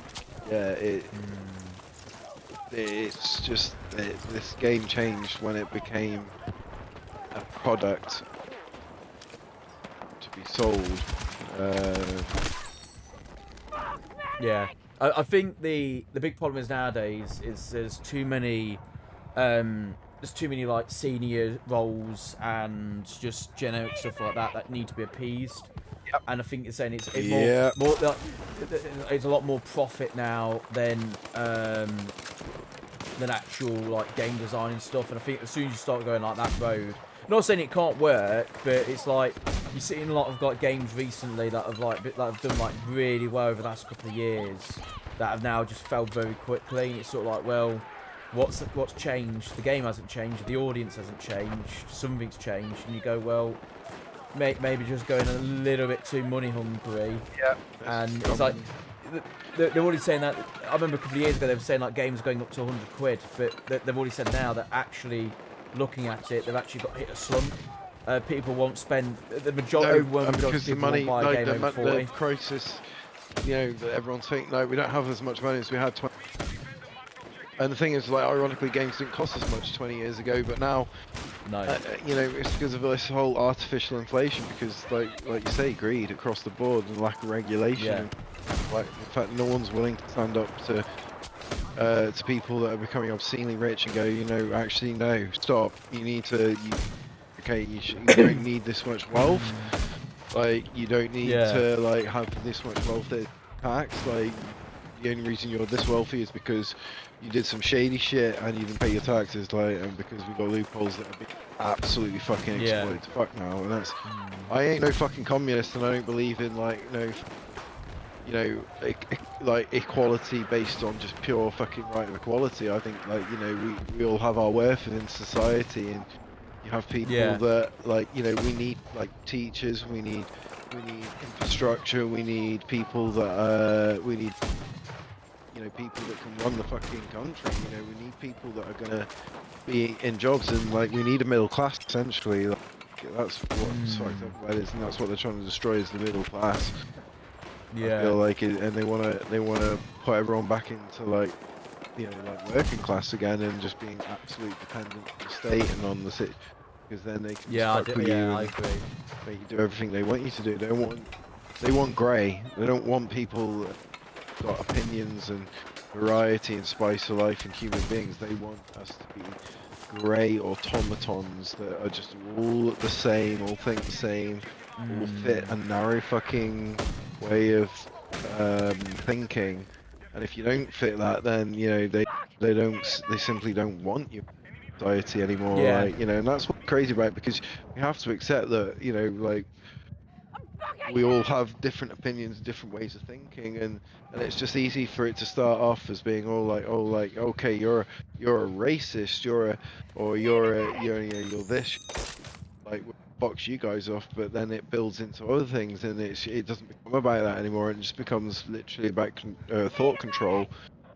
Yeah. And this is what you have. I think the problem is nowadays is, in my personal opinion on it, is there's always one side. I've got a mixture of friends from different groups. Obviously, I've got, like, with you being in the reenacting community especially, you get people that are either like more liberal or more conservative minded, and then the people around those groups of people as well. Obviously, playing with, like, you're not playing, so you're doing things with military lads, so a lot of them have like their opinions. And I tend to find a lot of the time, a lot of them have the exact same opinion, or they have the exact same issue with a group of, like, with a problem. And it's the way of approaching it that I find changes. So, like, a lot of them will sit there and go, like, okay, big government's a problem, but then it's the different ways of going about it to deal with it, which just is what I find to make. No one's got a solution to the problem, because the problem's that complex. Yeah. I mean, it's not to say that there isn't yeah. a solution. It's just to say that it needs more thought, and, like, it's not just as simple as going, oh, like, okay, well, we need to get rid of this person, or, like, remove this leader, or this person needs to be vote of no confidence. You know, it's the actual infrastructure that needs to change. You look at it realistically, the Labour versus Conservative Tory. Like, the Conservative Party is the oldest political party in the world. You know, like, our political infrastructure is one of the oldest in the world. You know, and I mean, that's good. It's worked for us for time, and there are aspects of it that work for us, like the Magna Carta and everyone's, like, right to be free and equal, and you know, like, definitely maintain the human rights aspect of things. But, like, I don't know, like, people's interest, like the people that hold power, their interests have changed over the last 100 years, and You know, It's well, not not the even 100 years. interest. It's like 30 Yeah. years. Like, you know, it's I seems find we've now lost like it's you'd like like who to they Tony serve. Benn in politics. Like, so Tony Benn was Yeah. a very outspoken politician, but he was of the World War II era, and you know, we've lost all those people that fought in that kind of style era and time, and now they've been replaced by pretty much every man jack of them, except for the odd politician here and there has been through the public school system. They've probably been in the same class together. You know, it's like it's I don't know. Our political class system is like built up of such a narrow group of fucking people. It's unreal. And like let's open it up, you know. Let's have maybe like people who like maybe the health secretary needs to be someone that's worked as a boots on the ground, like doctor or nurse, or like has experience of like doing the job at hand, and rather than it being like Humphrey Bogart, Jack of the third of his name, like from fucking Crosby Manor, Inherited or it from his Thornton, dad. like who's who's just like like if you look at the Churchills, for example, like one of the living relatives of the Churchills, like third cousin of fucking Winston Churchill or some craziness like that. Dude's up for fucking strangling his missus at the moment, like. And you look at him and he looks like an absolute fug in a suit. Like he just looks like a fucking rich chav. And it's just embarrassing. It's like, you know, where's the decorum? Where's the sense of propriety gone? You know, we've all done fucked up shit, and we all do fucked up shit, but we never used to. 50 years ago, we didn't. You know, 60 years ago, we didn't. 100 years ago, we didn't. Like, you know, it's like it was decorum. You know, and we really fucking had that for a couple decades there, and now it's going back to this bullshit. Of like, you know, anyone can I think it's that weak men create bad times and stuff like that. I think that's the thing we're going. 100%. And 100%. I think the thing is, though, the way we will be going, strong men move and weak men strong men. Yeah, it's creating strong men, and I think the problem is like I know a lot of them are pushing back against certain individuals or people, but it's like the writing's on the wall. Everyone can see the polls, unfortunately. And I know opinion polls are opinion polls, but at the end of the day, the country is heading in a direction, and it's like, for me personally, I'm going to go into politics a little bit here. We all know there's certain issues in the country that can be really easily fixed, and I sort of sit there and go like, if you want these problems to be fixed, then, and you know they're a problem because you're admitting they're a problem, but you're not fixing them. If you want to shut up a certain group of people that are getting louder and louder, all you have to do is just literally just show a little bit of interest and actually just do the right thing in that pit. But when you just completely neglect something, you allow these people to come over and take literally suck all the oxygen out of the room, and they make it about that thing. But you know what? And that's the reason why the Conservatives are losing and the Labour are losing. And I think the problem is, it's like you have to say what you think about like Trump and stuff like that. But he's managed to turn the Republican Party down to I think personally, a very modern party. And I think the problem is like either the Conservatives or the Labour need to physically do that, because there's the issues that were happening like 20 years ago are 20 years ago now.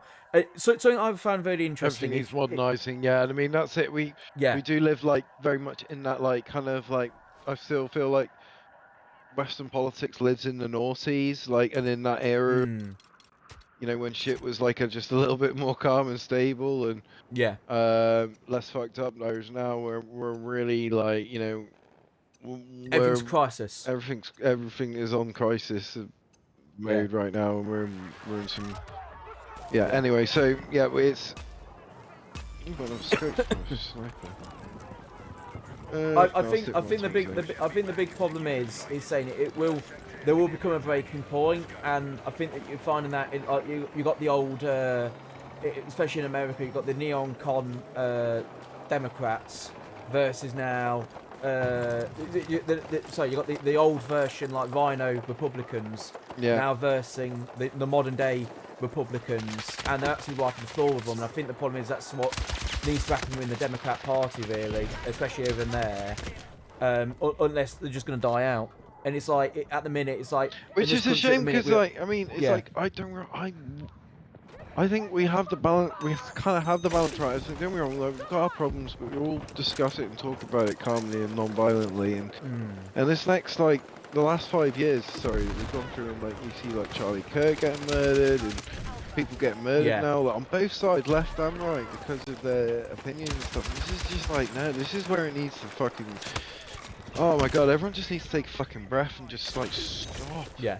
Like, just because this is the thing, if you've got these people out there that just want that anarchy, that just want Yeah. the world to just, for whatever reason, they are so, like, you know, they're been through so much fucked up shit, or they're just like genuinely evil people that just want to see the world fucking burn. There's, you know, there's those people out there as well. A lot of them are in fucking politics these days, like, you know, but Yeah. we've got people for all sorts of reasons that, like, their interest is not to keep the world a stable environment. And honestly, like, looking back at history, we know that, like, these phases of stability do not last, and we have gone through one of the largest periods of relative stability, I guess, and growth, and in terms of economy, technology, and, you know, but it isn't global, and oh God, it's multifaceted, what I want to say, but I don't know, man. Like, yeah, it's like I just make the most of each day as it comes, and I don't worry too much about the future. And you know,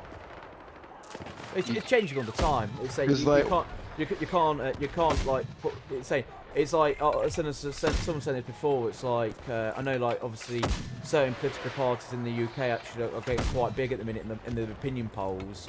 But it's like, I know yes, people it got was opinion somewhere polls, else. but we've still got like potentially 4 years to go. So anything could change between the next 4 years. Exactly. An allegation against Nigel Farage can come out in that So, time. I'll be It's honest, I changing don't week by think week. Farage and I don't think Tommy Robinson are the answer, though. Those guys are not the I just genuinely think that, well, Tommy Robinson is like his background is like, he got into politics originally in the 1980s and the 1990s because he wanted to shore up his own cocaine operation and his own drug dealing operation. You know, the guy's Yeah. a criminal. The guy is like, and he's also a foreigner. He's also a fucking foreigner himself. John, like, he is a puppet foreigner, and he is not the person to do it. Like, if we're gonna have someone deliver like British interests, British values, it ain't gonna be Farage, because Farage fucking is just interested in fucking lining his own pockets and lining the pockets. What we need is someone who's actually genuinely of the people, for the people, that gets genuine British interests and British values, like, baseline, not people that are propped up. This is the problem, these guys are all fucking propped up.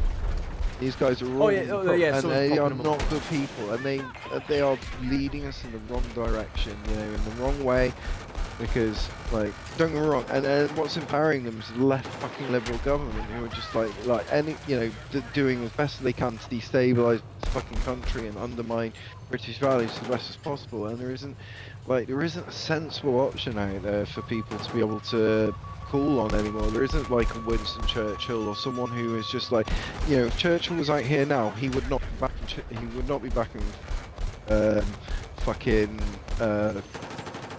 what you call it, dickhead, fucking what's it called, Farage, and he wouldn't be back in Tommy Robinson. Like, they are both absolute fucking fundamental muppets. Like, they're an embarrassment.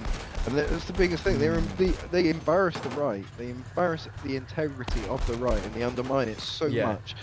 You know, what it needs is an actual fucking adult in the room to stand up and be like, you know, like, this is who we are. This is what we want, and this is like what we won't accept, and do something about it. Like, and those guys aren't gonna be those people. They'll probably get into fucking, maybe stand a chance of getting into power. To be honest, like, maybe. I don't know, who knows, the world's a fucked up place, 5 years time could be even more fucked up. But they ain't gonna, trust me, it will not, like, history will not look upon these people as being like, oh yeah, they did well. Like, you know, they are pawns, absolutely. Like, I don't just say this based on my own, like, you know, on what's known about Tommy Robinson publicly. I base it on what's also known about him privately as well, like, you know, and I just don't, like, this guy, like, like, if this is what Britain is now, is that we're going to get behind someone who peddles drugs and peddles cocaine and peddles drugs to children, and uses children and manipulates people's vulnerabilities to get them to go on marches and go out there and pretend like he actually gives half a shit about what the reality of being like. Dude, like learn about him and like learn about like how he lives. Like, do you wonder why he spends half his time outside the country? Because he can afford to, because he's peddled by fucking Russian, like fucking oligarchs, like, or like, you know, it's just, it's so fucking shallow and bullshit, and people fall for it. Yeah. And then it's like you speak out against him, and all of a sudden you're boxed off as being like, oh, you must be some left propaganda, and that's what's the most dangerous thing is left versus right. That's This the problem. concept It's of the boxing name. It's the people name. off. The problem is now is that you can't actually. I think the big problem is nowadays is like you can't actually have a reasonable conversation with anybody because both sides and everyone aren't listening to each other. And I think the problem is like you're just going to you put people of left calling people fascists, you got people of right calling people communists, and you can't actually have there's no middle ground. Conversation. And that's why Charlie Kirk was.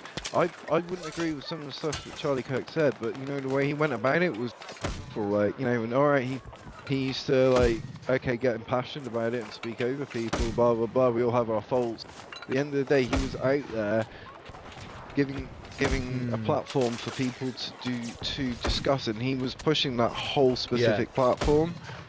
And then, you know, I'm still not convinced that again he wasn't like a flag situation. The jury's out on like with most of these situations. I honestly just hold off on the narrative and just don't make a I don't make a fixed decision. I just keep a more introspective, open mind about it. I'm not saying I'm like deep into conspiracy theorism because I'm not. I'm just, I don't know. I just don't.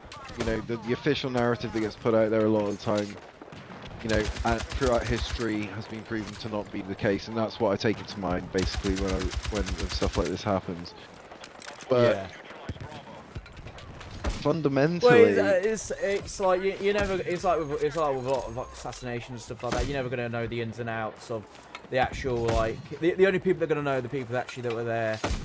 And the people that actually did it, and it's you can interrogate them and investigate them, but they're going to have their own motives and stuff, which could be anything. Like there's multiple reasons why I can see why it happened. It shouldn't have happened, and I think the problem is it's quite right what he said. He said when we stop talking to each other, and then it's like it's them versus us. You're then straight away just causing this divide.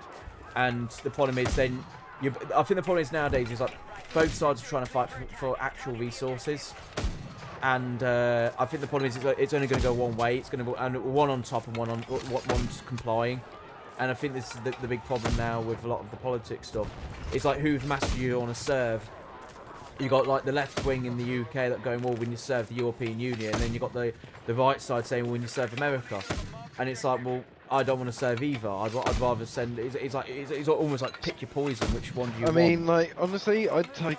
I mean, I'm one of these people that kind of wants the best of both worlds and be like, you know, like we don't need, doesn't need so black and white, but that's where we were at 5 years ago. That's not where we're at now, and it is becoming more about we're gonna need to go with the side and go with a choice. And honestly, I mean that's the thing, because I find like. I'm not like an overly conservative person, I'm not an overly liberal person either. Like, you know, it really just depends on the views that I'm going on and where I'm at in life. Let my views change. Yeah. Like, you know, I don't see that as being a weak point. I think, like, you know, to have like one way of looking at stuff and then like, you know, not taking into consideration new evidence or new trends or new ways of looking at things. Like, you know, it's a balance with everything, and at the end of the day, I'm human. I'm going to be perfect, right? I'm going to make imperfect decisions. But, like, the world is becoming more black and white. It's becoming more linear. It's becoming more like, you know, you are either on the left or the right, and that's what... The thing is, I find it's like... bullshit, because it's all created by people. A very small group of people. Fundamentally, I don't know who these people are. I don't know what their agenda is.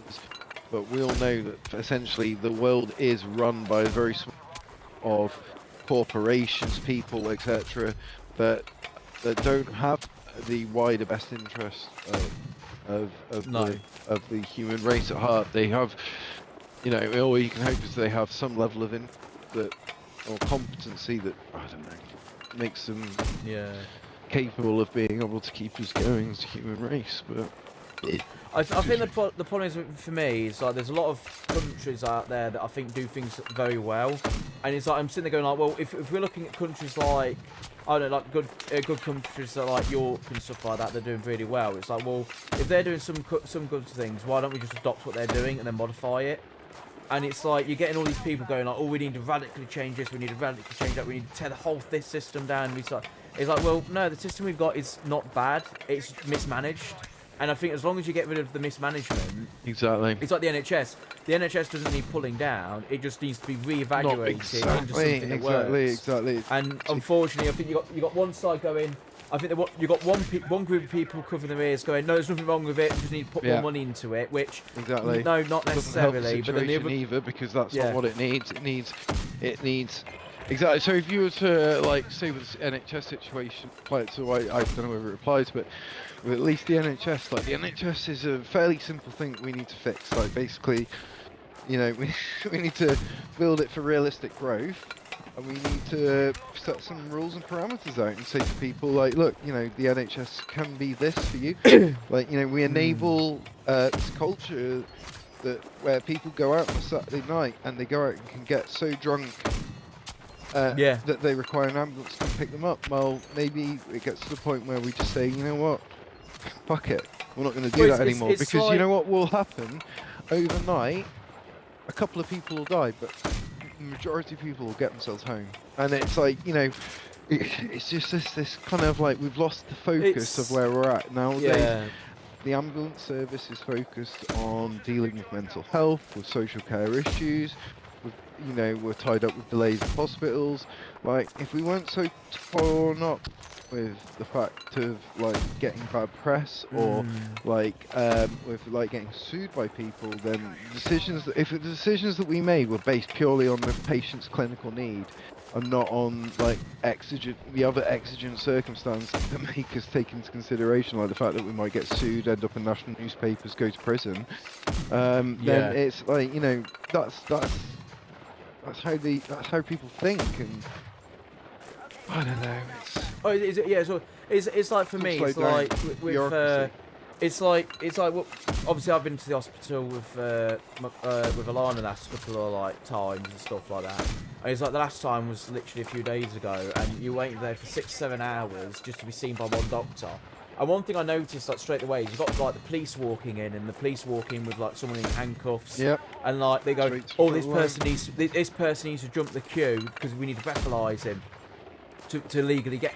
And I'm sitting there going like, well, and I can see where the police come from, because obviously we need to have an active reading. Sort of But like, surely the police should have systems like that. Why do you have to go? That's not really an NHS issue or problem. And it's like I think that that's should be a what's police like, matter. and it's like, and that's the issue with this country fundamentally, is that we're relying on systems that are massively dated, and we're relying on people to run those systems that are massively incompetent. And if we were to put in, and I know that sounds reductive and like an oversimplification of things, but that really does get down to the basics of it. It's like that, like in all. I mean, I don't say that in a way that I can run the system more competently. I say that in a way that the systems become so overly complex that people can't run them, and that the expectations of people to a certain extent are like massively far too high, to the point where we've enabled them to like when like, and this sounds horrible, but when someone dies, and especially when they die due to like, you know, say for example a child with meningitis goes to hospital, doesn't get picked up because they've got like, you know, symptoms that like aren't really indicative of them having meningitis, they get discharged, they go home, they die, and then the family writes into the newspaper and gives their side of their version of the events, and then, you know, for the next few weeks that hospital trust is investing its money, time, everything else, passion, everything else into the management of that case, and like the fallout of the case because of public relations,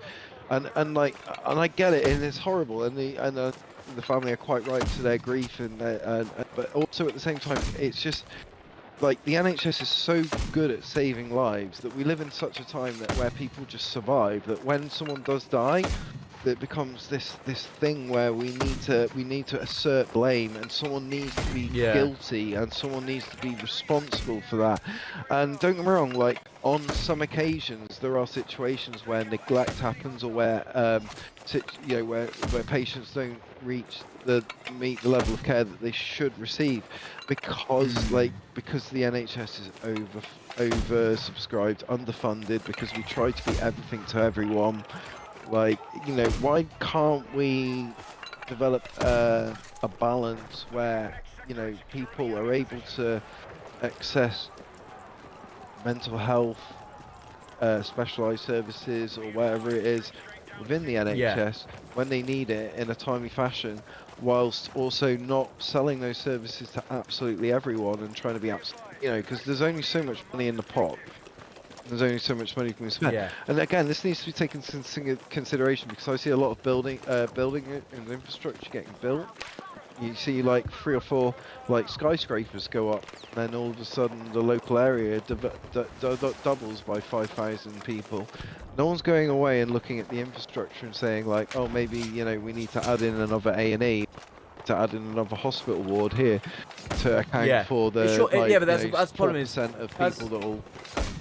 Yeah, that's a problem though. It's like the whole world now is like so short-sighted, and like politics like they don't bother doing anything beyond their like term, because it's like, and it's like Keir Starmer's point of view. It's like, I could start building nuclear power plants now, but it's going to cost a lot of money that I could use to do this. Exactly, on this 4-year cycle, it doesn't work, does it? Because everyone in the end, it just be someone else cutting the ribbon. And this is the issue. Like, and I think democracy works, but maybe not with this whole 4-year cycle thing, because at the end of the day, all you have is two alternating if you were super reductive about it and be like, all right, so this is what democracy gives us. You've got 2 appeasing parties that spend basically 4 years or 4 to 12 years undoing the work of the previous party. Like, so realistically the country doesn't grow.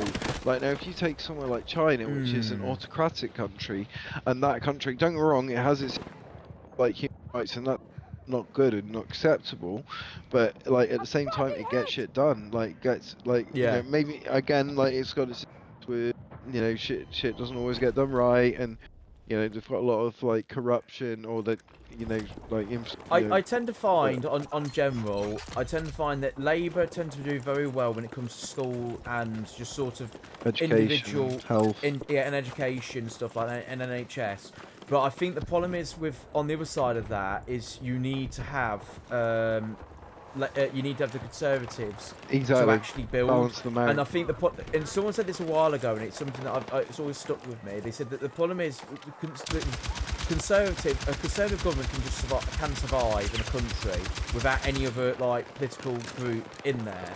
But the problem is the Conservatives have a problem of just not actually being that aggressive when it comes to actually moving forward. No, and then the problem is then with by definition they want to keep everything kind of like as is, whereas the Labour Party want to change like absolutely everything. There's no medium ground that's like a viable party option. It's like, you know what, guys, we'll manage the country as it needs to be managed in this day and age, whilst also maintaining our traditional values and maintaining people's confidence and maintaining our integrity, which I think successive governments over the last few decades haven't managed to do, because essentially you've got the Conservatives on one side that are just fucking, you know, all right, they're happy to leave the country as it is, but they're not, like, realistically, they're burying their head in the sand about what actually needs to be done, and that's why we end up with like mass migration over the last, like, you know, because it isn't a Labour problem, the migration issue. This is an issue that we've been seeing for a long time over the last, well, in terms of like party jurisdiction, is like one of the reasons that immigration got out of hand to begin with was because there wasn't like they removed the legitimate way for people to immigrate into the country, or they reduced the capacity for people to be able to do that. They obviously left Europe, so Europe don't have no fucking reason to fucking not keep